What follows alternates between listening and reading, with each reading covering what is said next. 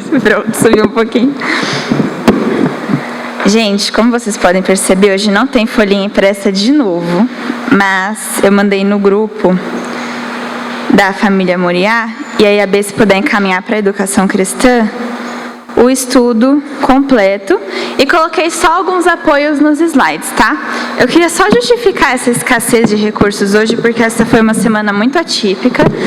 Eu comecei na segunda o estudo, e aí na terça recebi uma notícia de falecimento que me desestabilizou um pouco, de uma amiga, então eu não consegui me concentrar ao longo da semana para desenvolver, então acabou ficando meio em cima da hora para eu conseguir imprimir e tal, mas é isso, estamos aqui, tá? Vamos orar primeiro? Senhor, eu te agradeço por essa manhã, te agradeço porque a gente segue aqui firme estudando os livros da Bíblia, te agradeço porque a sua misericórdia se renova a cada manhã, como inclusive está no livro de Jonas. Eu te agradeço porque não é sobre as pessoas que estão aqui na frente falando, e sim sobre a sua palavra e aquilo que a gente pode aprender com base nela. Eu peço a sua graça e peço a sua ajuda para que nesse momento a gente possa refletir de maneira edificadora sobre as coisas que estão contidas nesse livro tão curtinho, mas com bastante coisa para ser refletida. Fale através da minha boca, em nome de Jesus, amém. O livro de Jonas, ele é curioso porque eu achei ele tão desafiador quanto o de Ruth, aquele velho caso do livro que tem pouquíssimos capítulos e o estudo em si fica maior do que o próprio livro, porque tem bastante coisa para a gente refletir sobre ele. Jonas, ele tem 4 capítulos e a parte introdutória vai ser um pouco mais curta, a parte técnica, né, falando sobre características, falando sobre aspectos, como é que fala? Ficha técnica mesmo do livro, mas vai ser interessante. Eu achei bem intrigante. Assim como no livro de Esther eu tive dificuldade de escolher como abordar exatamente, porque tinha muitas facetas ali nos personagens, aqui foi parecido, porque é um profeta revoltado, né, com Deus. Isso não é uma coisa normal, não é uma coisa que a gente vê assim todo dia nos livros proféticos. Então foi, no mínimo, curioso. Pode passar lá? Não vai dar para ver muito bem o mapa, mas eu fiz um círculo branco ali, bem grande, em cima de onde fica Nínive. Então, assim, o livro de Jonas, ele é um 5º profeta menor, né? Então, a gente está ali nos livros proféticos, profetas menores agora, e ele é o 5º livro dos profetas menores. E é o 32º livro do Antigo Testamento. A autoria, ela é desconhecida, não se sabe exatamente quem foi que escreveu o livro de Jonas, mas certamente não foi o próprio Jonas, porque é um livro escrito em terceira pessoa falando sobre a história dele. Então, foi alguém que veio depois de Jonas, que falou inclusive onde ele morava, de quem ele era filho e tudo mais. A gente sabe algumas coisas sobre o período em que essa história se passa, não necessariamente por causa do livro de Jonas, mas por causa do livro de 2 Reis. Eu não sabia disso, foi curioso descobrir isso. A história se passa entre 790 e 749 a.C. Jonas é introduzido como profeta no 15º ano do reinado de Amazias em Judá. Então, nessa época, a gente já tinha o reino do norte, Israel, o reino do sul, Judá, e estava com reis paralelos, né? A partir de Salomão, tem essa divisão, tem rei aqui, tem rei ali. Então, enquanto em Judá estava Amazias, no seu 15º ano de reinado, começou a reinar no reino do norte, ali na região de Samaria, o filho de Jeoás, que foi o rei Jeroboão II. Então, teve um Jeroboão antes dele, o primeiro, e agora tinha esse segundo Jeroboão, que foi tão ruim quanto o primeiro. Ele teve 41 anos de reinado, é relatado como um dos piores reis que teve na história de Israel. E em 2 Reis 14:24, a gente vê o quanto ele foi um péssimo rei, cometendo os mesmos erros daqueles que o sucederam. Então, foi nesse período aí, durante, né, paralelamente ao livro do 2 Reis, que Jonas foi profeta ali na região de Israel. Agora, o contexto. Quando a gente... É engraçado ouvir as histórias bíblicas quando você é criança e quando você é mais velho. Então, quando eu era criança, eu pensava, como pode? Jonas não queria pregar o arrependimento para as pessoas, que absurdo.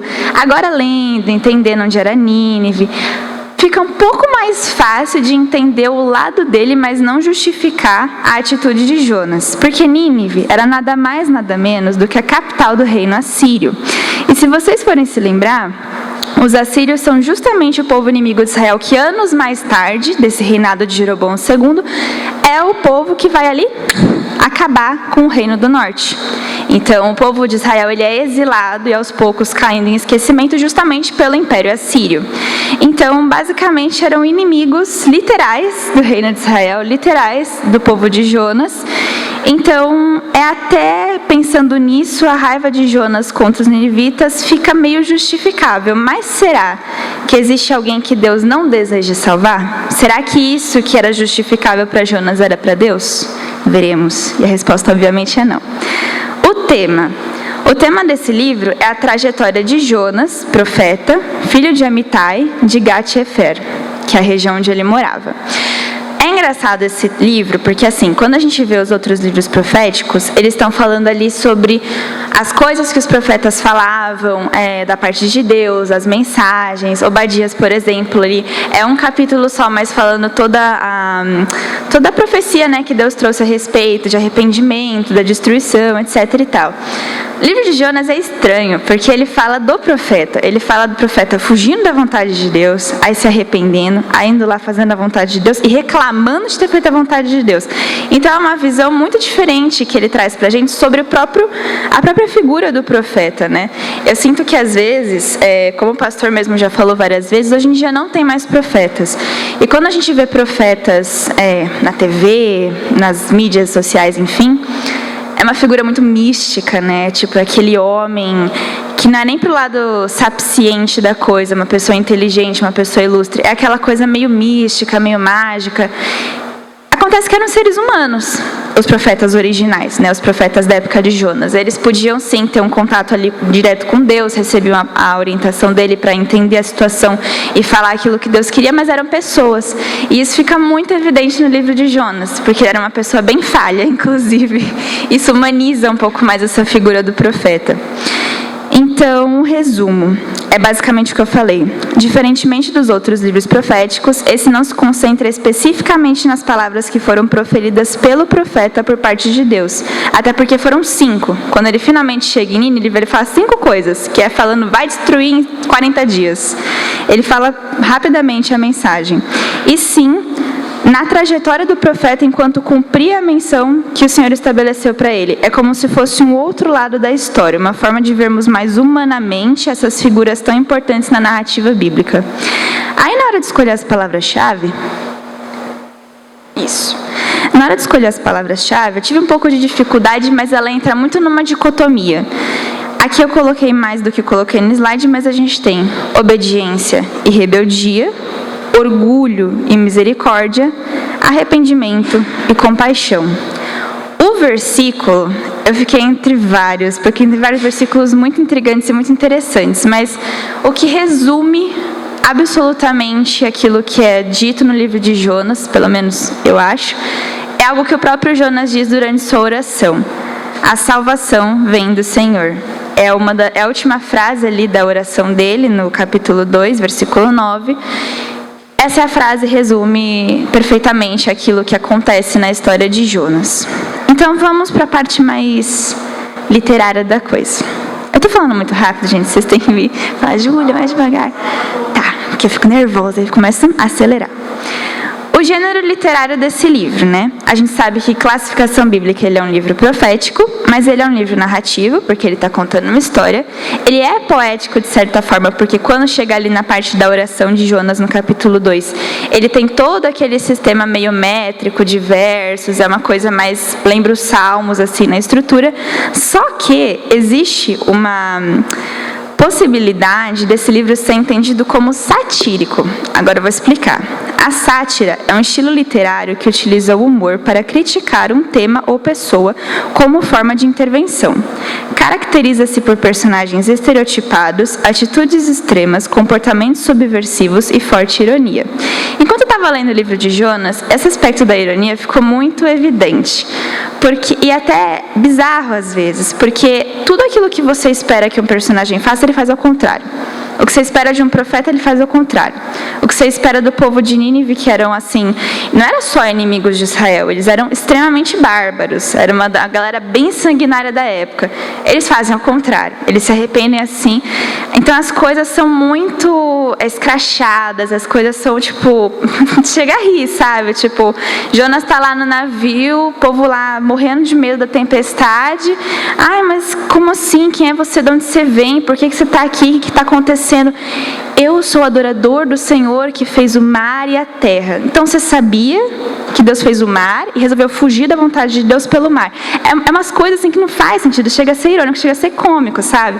Então essa possibilidade de ser um livro satírico é muito interessante, porque a forma de escrita, né, da história realmente tem esse humor um pouco ácido, o que não tira a seriedade, né? Vamos lembrar sempre que o formato literário jamais prejudica o conteúdo da obra em si. Quando a gente vai para os subtítulos, né, então para os capítulos, para as coisas que acontecem ali, Jonas é um livro muito curtinho. Ele começa de uma forma enigmática, ele termina de uma forma enigmática. É um livro que te faz basicamente refletir a todo momento. Eu achei que ia ser mais rápido estudar o livro de Jonas, por ser 4 capítulos, mas a cada capítulo eu ficava, rapaz, tem coisa aqui. E aí não ficou tão curto quanto eu gostaria. Mas vamos lá.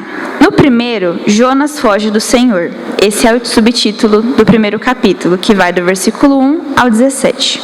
No segundo, a oração de Jonas, do versículo 1 ao 10. E no terceiro, Jonas vai a Nínive, do capítulo 3, versículo 1 ao 10. E o quarto, que é o melhor, Jonas irrita-se com a compaixão do Senhor. É uma frase, no mínimo, absurda, dos versículos 1 ao 11.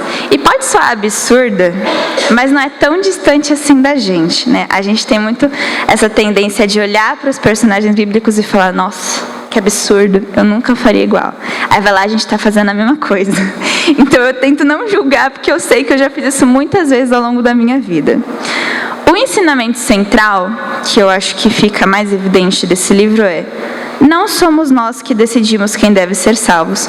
E graças a Deus por isso. Porque se fosse depender da gente, ninguém seria salvo. Sejamos francos. A gente...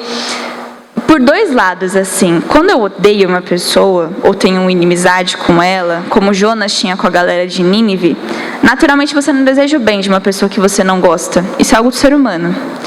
Então, se ele pudesse escolher, de fato, ele não escolheria que o povo de Nínive fosse salvo. O povo de Nínive fosse salvo.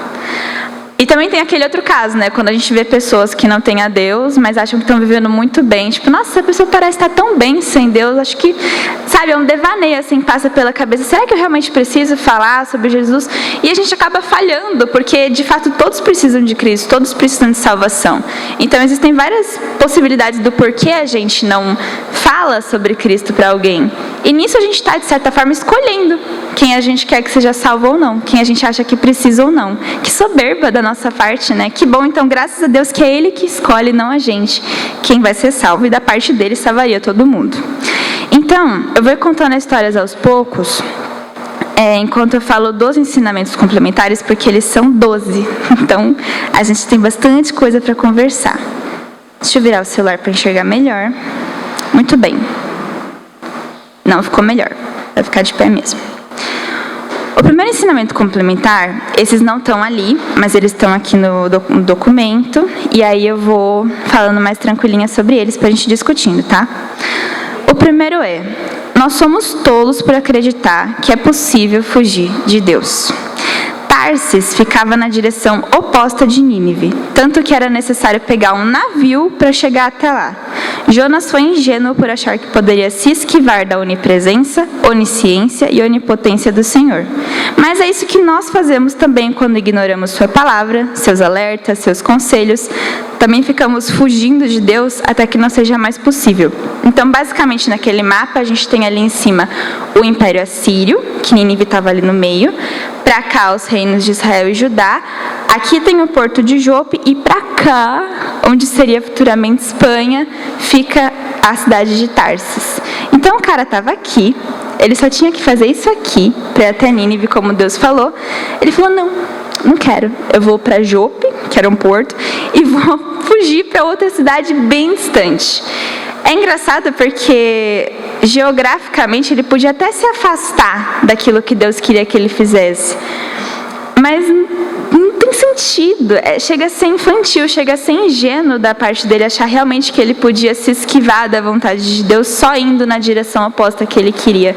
E por mais absurdo que pareça, porque ele é um profeta, então tecnicamente deveria ser a primeira pessoa disposta a fazer a vontade de Deus, eu fico pensando nas nossas situações do dia a dia, sabe?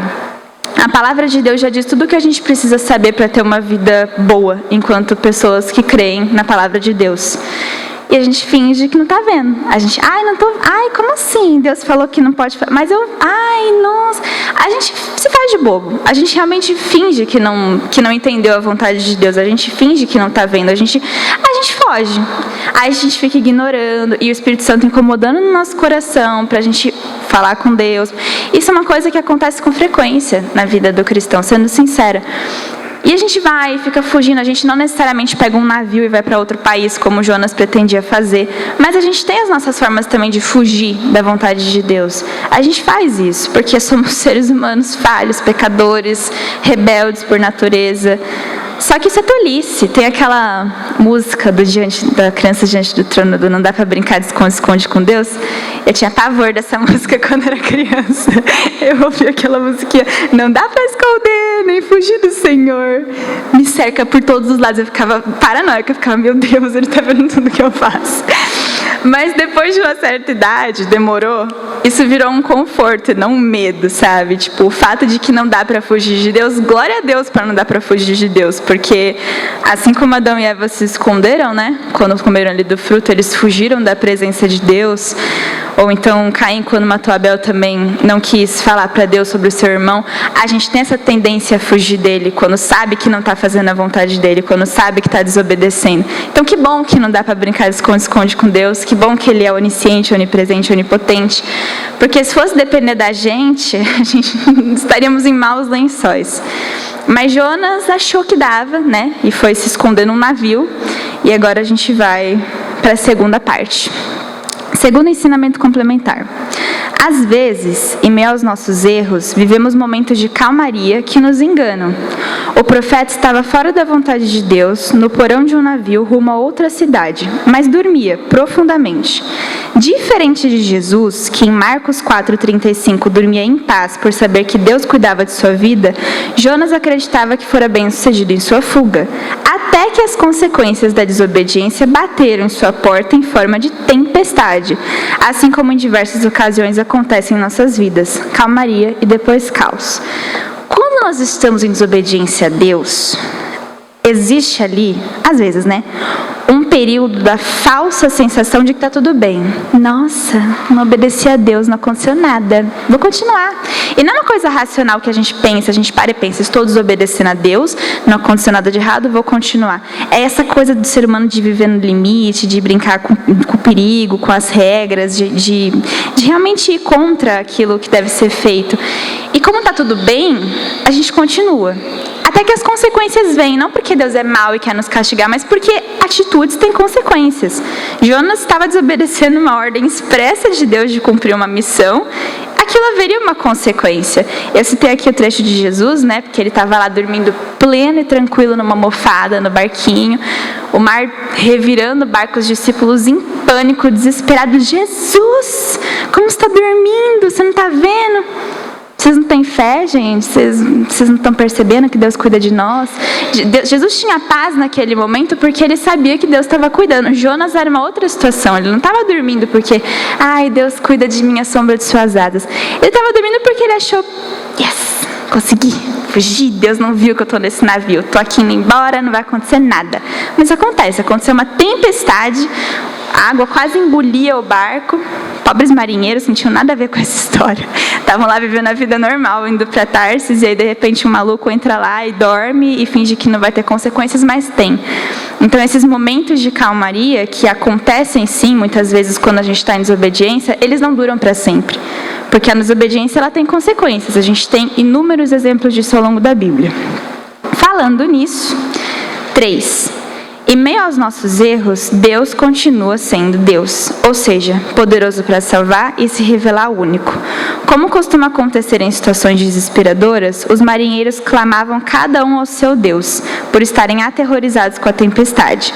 Tiraram a sorte e descobriram que Jonas era o problema. Quando questionado, ele se apresentou como adorador do Senhor. É muita cara de pau. Se apresentou como adorador do Senhor. Os homens temeram a Deus, fizeram sacrifícios e votos a ele. Ou seja, a desobediência de Jonas não impediu o Senhor de continuar operando. Nesse caso, esses marinheiros eram pagãos, então eles acreditavam em vários deuses, acreditavam em divindades falsas. E cada um começou a clamar ao seu Deus desesperadamente. E aí, eis que eles descobrem que Jonas era o problema. Aí eles chegam perguntando, cara, quem é você? O que você está fazendo aqui? Da onde você vem? Para onde você vai? Qual é a sua profissão? Eu sou Jonas, adorador do Senhor. Aí eles falam, cara, como assim? E começam a clamar a Deus, e eles temem, a palavra fala que eles temem ao Senhor, e eles começam a clamar.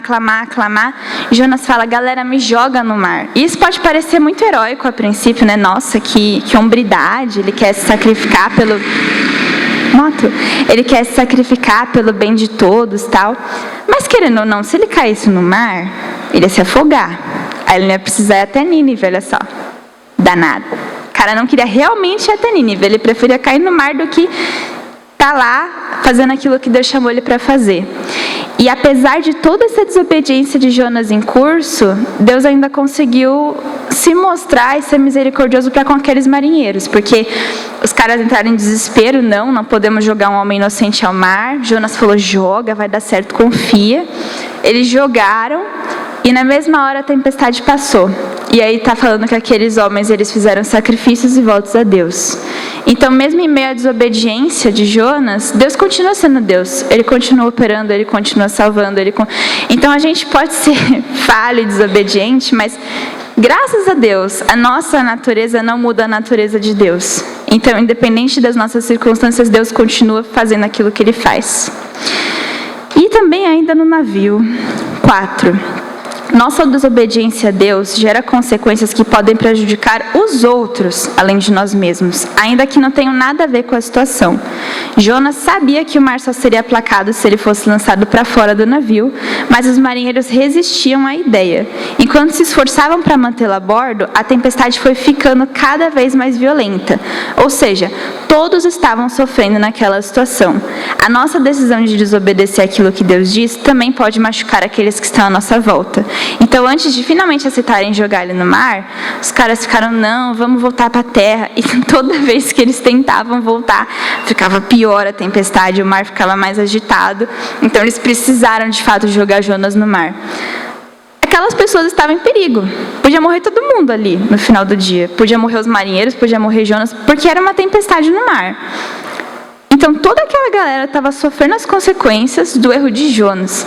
Né, da desobediência dele. Não que a gente vai entrar num navio fugindo de Deus, e não é, trazendo mais para o nosso dia a dia, em coisas mais práticas, muitas vezes Deus é muito claro em relação àquilo que a gente deva fazer.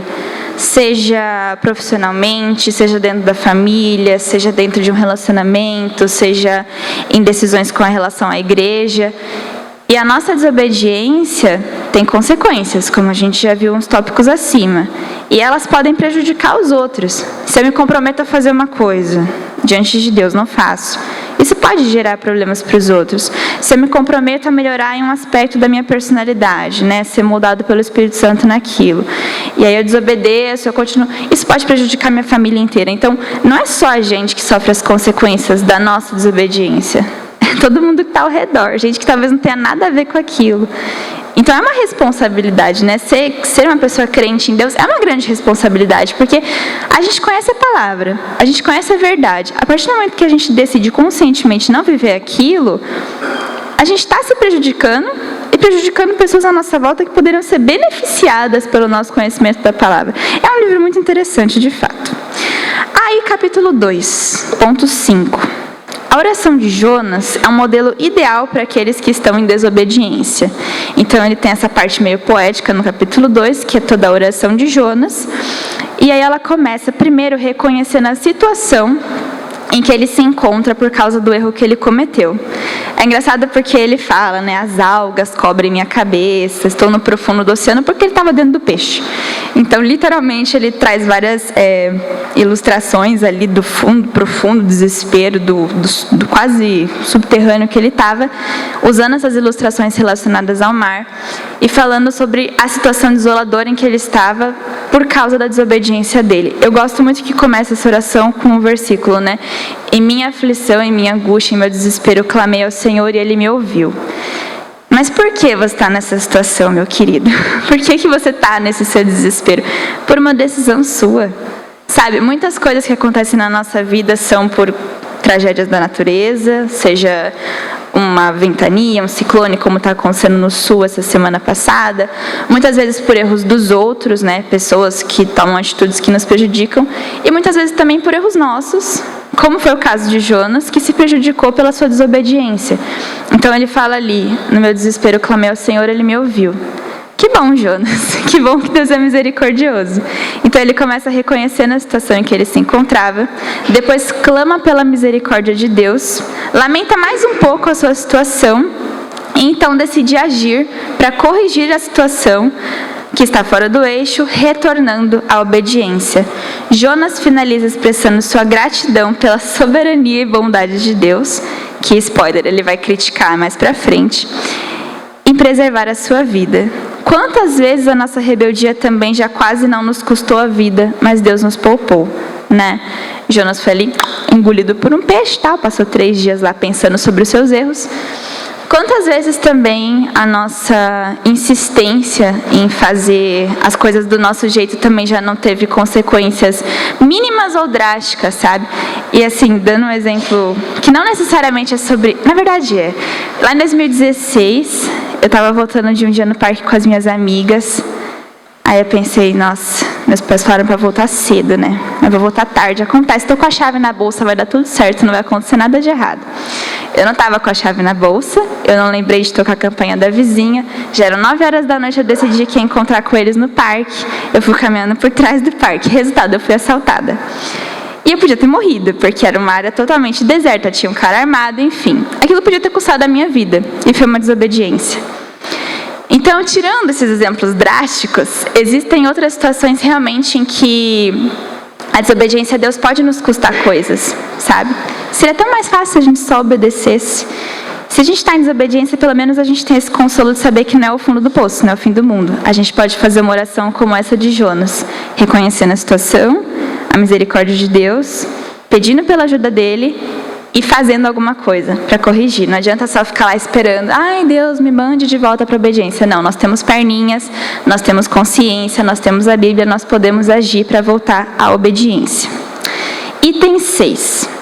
Em Números 32, 13, Deus determinou que o povo andaria pelo deserto durante 40 anos para que toda a geração que o desobedecia não entrasse na terra prometida. Mas, durante os 40 anos, não faltou cuidado, provisão e proteção divina. De forma semelhante, Jonas passou 3 dias dentro do peixe, em consequência da sua desobediência, mas foi cuidado e protegido, sendo vomitado em terra firme. Deus é bom mesmo quando nós não somos. Quando eu estava lendo essa parte de Jonas dentro do peixe, que acho que é a parte mais conhecida, ainda mais quando a gente é criança, né? Tipo, veio o grande peixe, é uma baleia ou não é? Essa discussão há anos. Mas fato é que na história diz que ele foi engolido pelo peixe, passou 3 dias lá dentro. Imagino que não era muito agradável, um cheiro assim, um ambiente não era dos mais salubres, mas Deus preservou sua vida. E ele passou ali 3 dias, né? E isso me fez lembrar na hora do povo, que passou 40 anos no deserto, mas não desamparado. Então, mesmo quando a gente está vivendo as consequências da nossa desobediência, Deus não vira as costas, Deus não fala se vira, ninguém mandou me desobedecer. Ele continua cuidando. A galera lá no deserto teve maná, teve água, teve recursos, teve cuidado, teve orientação. Nunca faltou para eles. Jonas ali dentro daquele peixe não ficou lá até virar comida de peixe de fato. Ele foi cuspido na praia depois, em segurança. Então mesmo, Deus é tão bom, obrigada Deus, que mesmo quando a gente desobedece, Ele continua sendo quem Ele é, Ele continua cuidando da gente, dando recursos para a nossa sobrevivência, por assim dizer. 7. Eu vou beber água, peraí.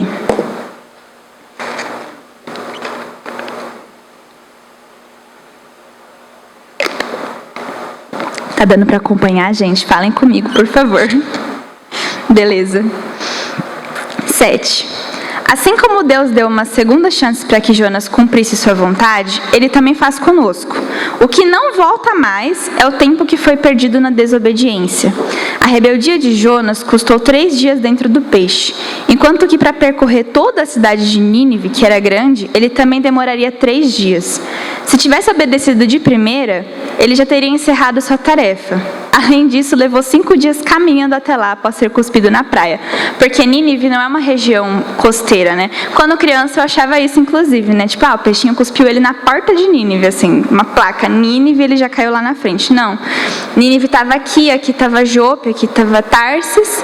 Ele foi cuspido aqui assim, mais ou menos. Então, basicamente, de onde ele estava no começo, ele tinha que andar um pouquinho até Nínive, fazer o papel dele com calma ali durante 3 dias, acabou. Não, ele foi para Jope, aí ele foi para o mar, aí ele ficou no peixe, aí teve que andar mais 5 dias. Chegando em Nínive, ele fez tudo em um dia só. Tudo que ele se dispôs a fazer, uma frase, né? Em 40 dias essa cidade vai ser destruída, vai ser derrubada. Então,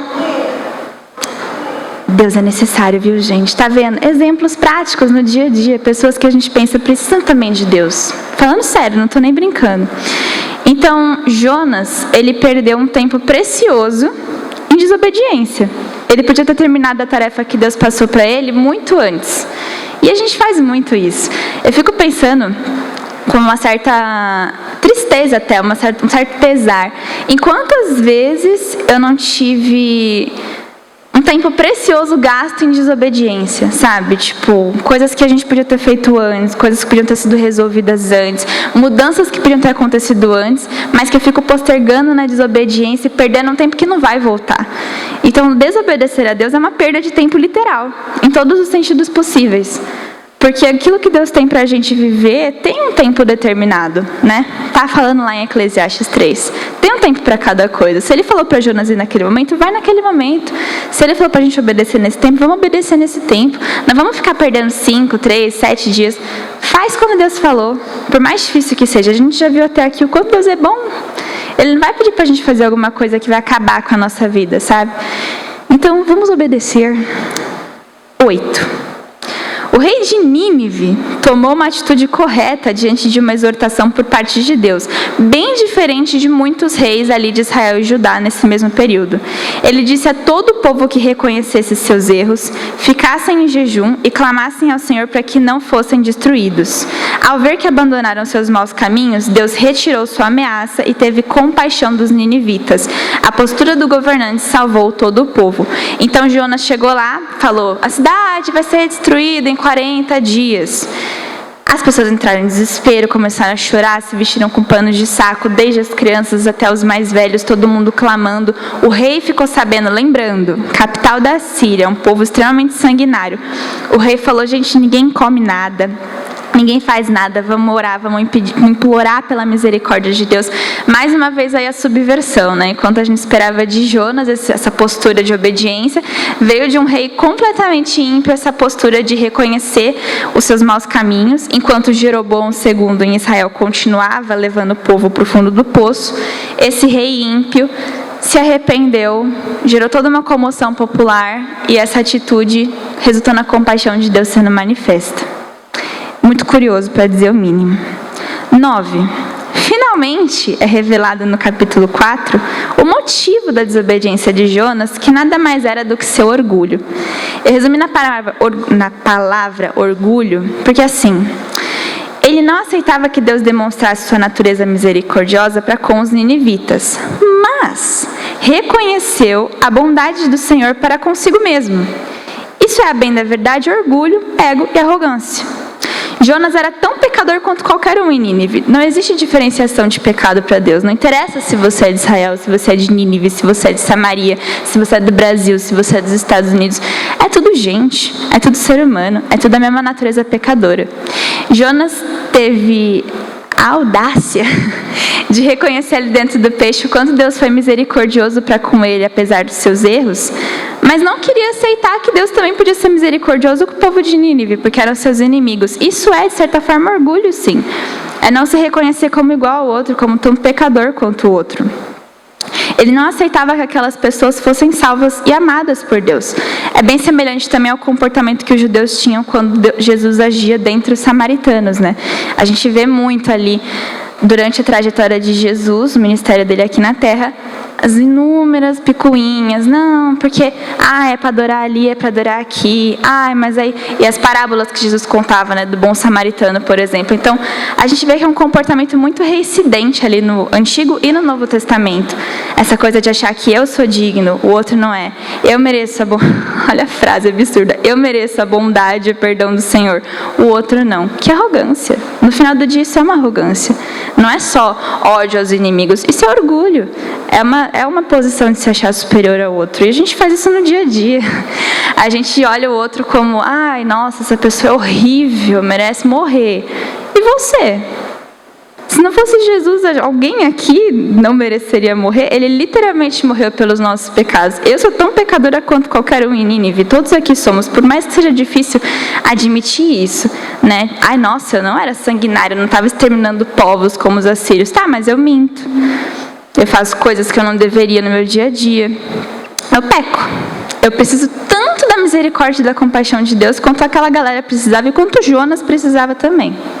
Fica a reflexão. Muitas reflexões, né? Esse livro é curioso. Ele é um tapa na cara a cada versículo que você lê, assim, é uma reflexão nova. 10. Deus aponta a mesquinhez no coração de Jonas com a árvore que ele mesmo faz crescer e ataca com lagartas no dia seguinte. Então Jonas ficou emburradíssimo quando viu que Deus teve compaixão. Foi sentar no deserto, quero morrer, eu odeio tudo, odeio todos. Aí Deus vira, meu filho, qual que é o motivo dessa sua fúria? Eu sabia que você era bondoso, que você é compassivo. Olha o absurdo que você fala. Eu sabia que você não ia destruir eles, eu quero morrer. Aí ele faz um abrigo bem tosco ali, aí Deus vai lá, faz crescer uma árvore, protege o homem do sol escaldante do deserto. Aí durante a noite lagartas atacam aquela árvore, a árvore é consumida. Aí Jonas acorda, eu quero morrer. É absurdo o que fizeram com essa árvore, eu não aceito isso, não aceito. Cara, a mesquinhez no coração de Jonas está aí, né? Quando Deus questiona, tu realmente acha que essa árvore, que você nem se deu o trabalho de podar, de cultivar, vale mais do que 120 mil pessoas que estão em Nínive? Você tem mais compaixão por uma planta do que por um monte de gente que estava condenada? É muito bizarro isso, cara, porque eu até coloquei aqui, eu acho que foi... aqui, ó. De forma semelhante, a cidade de Nínive, assim como aquela árvore consumida pelas lagartas, também foi consumida pelo pecado, né? Pelos seus maus caminhos. Mas Jonas se revoltou pela planta ao ponto de querer morrer, mais do que teve compaixão por 120 mil pessoas. O livro, ele acaba aí, com esse versículo, né? Com Deus dando essa devolutiva para Jonas. O que nos faz refletir sobre como nós mesmos, muitas vezes, questionamos o valor da vida de alguém, o valor que a vida de alguém pode ter para Deus. Tem uma frase que eu desprezo com todas as minhas forças, mas que ficou muito famosinha alguns anos atrás, e que foi, né, consenso popular por muito tempo, de bandido bom é bandido morto, né? Ouvimos muito isso durante muito tempo. São pessoas, atitudes reprováveis, definitivamente devem responder criminalmente, penalmente, dentro da lei humana por aquilo que fizeram. Diante de Deus também tem consequências, mas são pessoas. Porque o fulano político que rouba milhões é uma pessoa. Porque a professora que está lá se dedicando é uma pessoa. Não tem diferença. Eu sei que é difícil. Tem coisas que... Tem aqueles pecados, aqueles crimes, aqueles atos específicos que a gente olha e tem dificuldade. Tem coisas que eu tenho dificuldade em olhar com compaixão para uma pessoa. Mas é um ser humano. Sabe, quem sou eu, uma mera ser humana, para dizer qual é o valor daquela vida? Deus já disse qual é o valor, não só da vida dos ninivitas, ou de Jonas, de todos nós. Custou o sangue de Cristo. Todo mundo. É difícil aceitar isso às vezes, é difícil enfiar isso na cabeça, mas essa é a verdade. Jesus não morreu, por mim, pelo cidadão de bem, Jesus morreu por todos nós. É duro engolir isso, orgulho novamente, porque a gente se acha, ainda mais quando somos crentes em Cristo, a gente tem essa falsa sensação muitas vezes de uma superioridade moral, né? Porque nós conhecemos a palavra, porque ainda somos seres humanos, tão carentes da graça e da misericórdia de Deus quanto éramos antes de conhecer a Cristo. A gente ainda precisa tanto quanto as pessoas que não conhecem, tanto quanto a pessoa que está cometendo crime, tanto quanto aquela pessoa maravilhosa que não conhece a Deus, está lá vivendo a vida dela de boa, mas também caminhando para um caminho de morte porque não conhece a Deus.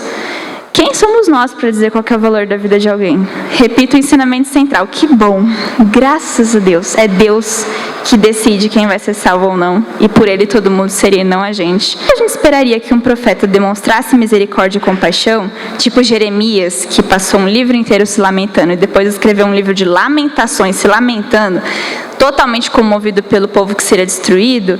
O personagem principal dessa história, Jonas, ele age muito como um anti-herói, né? Então o anti-herói é quem?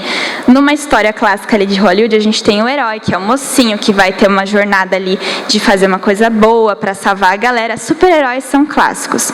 O anti-herói é o cara que ele não tem as características de um herói, mas também tem uma missão para salvar os outros. Então Jonas tinha ali uma tarefa de levar uma mensagem de arrependimento, só que a todo momento demonstrando que não queria estar fazendo aquilo. Então ele tinha um comportamento totalmente avesso àquilo que a gente esperaria de um profeta.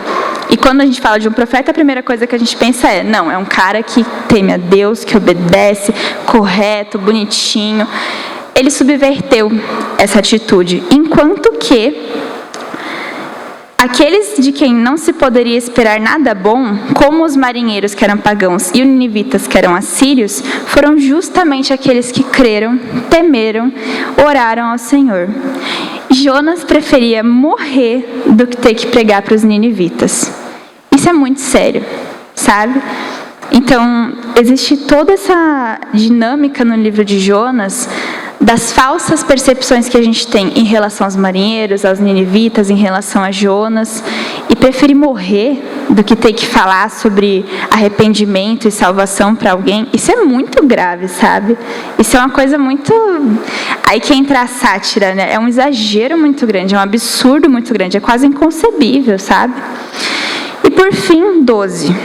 Ser profeta não fazia de Jonas um homem perfeito. Desobedecendo ou obedecendo, ele ainda tinha falhas a serem tratadas em seu coração. A mesma regra vale para nós, que nunca seremos perfeitos, mas ainda podemos ser instrumentos nas mãos de Deus se nos dispusermos a obedecê-lo, seguir suas instruções e cumprir sua vontade acima da nossa.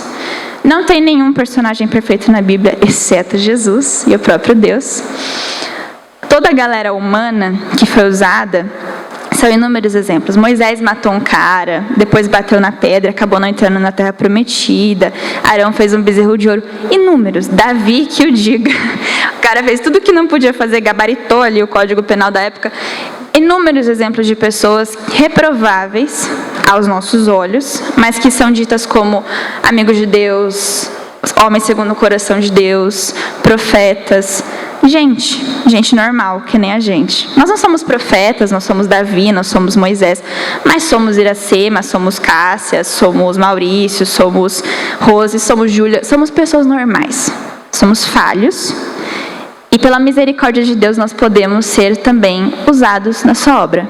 Não, a gente não vai ter que viajar até Nínive para pregar, até porque o Império Assírio não existe mais, mas dentro do nosso dia a dia, a gente tem a possibilidade de obedecer aquilo que Deus diz para a gente fazer, de não distinguir quem a gente quer ou não que seja salvo, e simplesmente cumprir a vontade de Deus, sabendo que é Ele que sonda os corações e não a gente, e que apesar da nossa imperfeição, Ele se mostra misericordioso com a gente e com os outros. E quando Deus demonstrar compaixão com alguém que a gente não gosta, em vez de a gente fazer como Jonas e dizer que quer morrer, porque não aceita, que a gente tenha a oportunidade de se maravilhar. Eu vivo falando para meus pais que uma das coisas que mais me deixa feliz é testemunho. Eu amo ouvir testemunho de conversão. Amo.